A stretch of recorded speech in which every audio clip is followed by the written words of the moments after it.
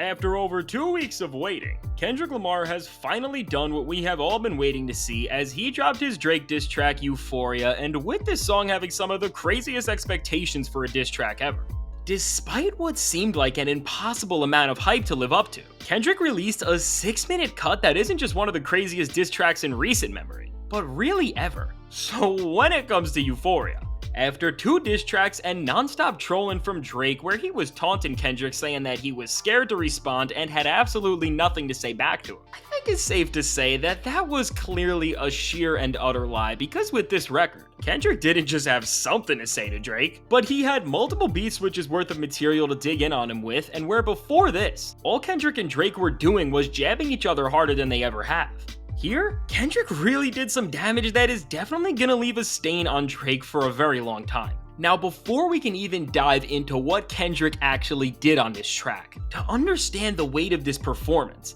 I think we need to look at how Drake fueled Kendrick to not just diss him, but to really come at him in a way that we have never seen from Kendrick as a whole. Now, Drake's push-ups diss was definitely a strong move on his end, and while Kendrick had a lot to say about everything he did there, Drake's second and way more controversial diss track, Tailor-Made Freestyle, seemed to light an even bigger fire under Kendrick as he went from not just fighting his biggest rival on his own behalf, but as he clearly lines out, for the sake of the entire region he's from in the West Coast. Looking at Drake's now deleted second diss, using fake versions of Tupac and Snoop Dogg was truly a horrible decision, as Kendrick raps here with the entire lineage of the West on his back, and because of this, we see Kendrick come at Drake charged up in a way that few other rappers have ever been in beef. From the very start of this song, Kendrick makes it clear that he doesn't just want to win this feud, but that he wants to destroy Drake once and for all, as he truly despises him, and while if some rappers said this, there's a chance it could come off as corny or maybe like they're doing a little too much.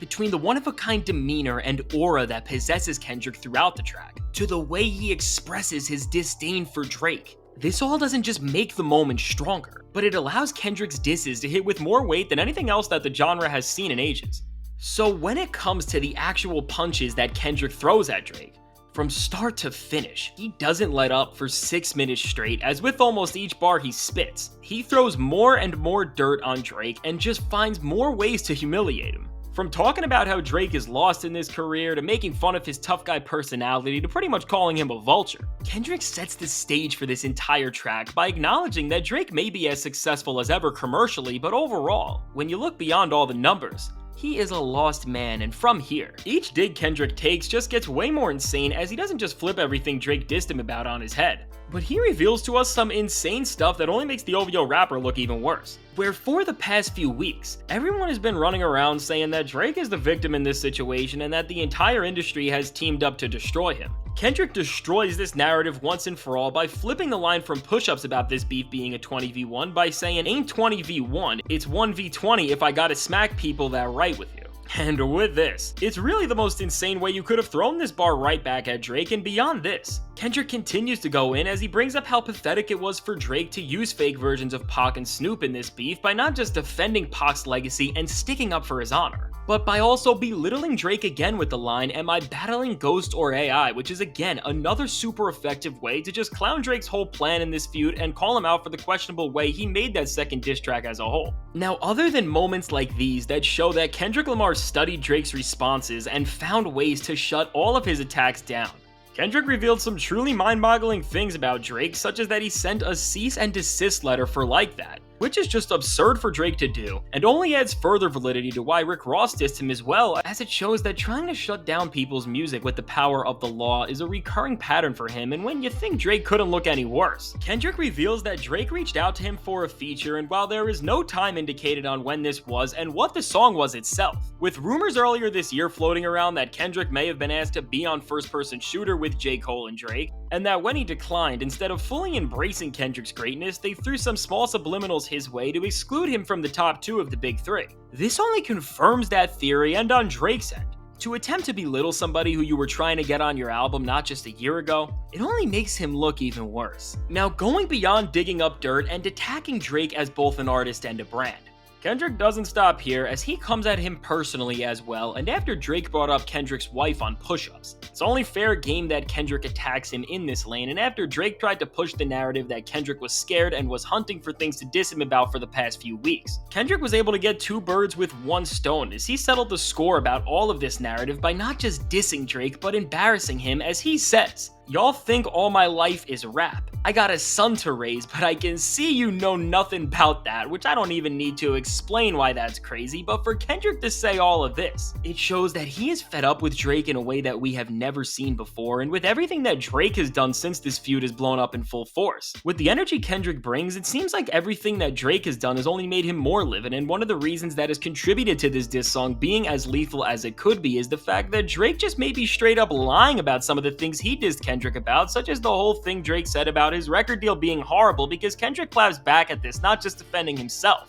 but also his entire Top Dog Entertainment family, as he doesn't just shut down the claims that Drake made, but goes on to say that he has no right to talk about any sort of record deal because between Drake signing to Lil Wayne, who was signed to Birdman, who was known for being one of the shadiest businessmen in all of hip-hop, because of the situation he was in, he has no ground to stand on when it comes to talking about anybody else's splits. Now, as Drake and J. Cole both said that Kendrick's last album, Mr. Morale, was a flop, this was another thing that Kendrick talked about, as in the first few lines of the diss, he doesn't just say that the own vulnerability that he showed about his life made somebody like Drake feel like he can try to come at him personally. But later on the song, he defends the body of work by saying, "Yeah, my first one like my last one, it's a classic, you don't have one." And again, the way Kendrick is able to not just defend his own image on this track, but tear down Drake's and also Cole's, as this is a direct play on what Cole said on 7 Minute Drill, is truly diabolical, and it shows that while many people have commented on Kendrick and his credibility in beefs over the past few months, in all honesty, when you look at the way he's able to pick apart everything his competition did and throw it right back in their face, I think we're lucky in a way that we haven't seen him come at more rappers like this, because 99% of the artists simply wouldn't be able to survive this type of attack. And with Drake, who even knows how he will be able to handle this, because unless he has something crazy up his sleeve, he won't just end up losing this beef, but he could end up humiliating himself in a way that forever destroys his image and he'll never be able to recover from. I'd go as far to say that this is one of the craziest diss tracks in hip-hop history, because Kendrick Lamar is not just coming at Drake, but he is delivering some of the most vile and clever lines that have ever been written about another rapper ever. From Kendrick expressing his own disdain, to defending Tupac after he got disrespected to the point where his family sued Drake, to fighting for the entire West Coast, and beyond this, even as Kendrick says himself, from what he says is not just his own point of view, but is really how the entire culture feels. This is such a powerful moment, because beyond the beef, this feels like a warning that is projected through Kendrick from the entirety of hip-hop culture, as it calls him out on all the foolish antics he has been running around with for almost a decade at this point, that while being commercially successful,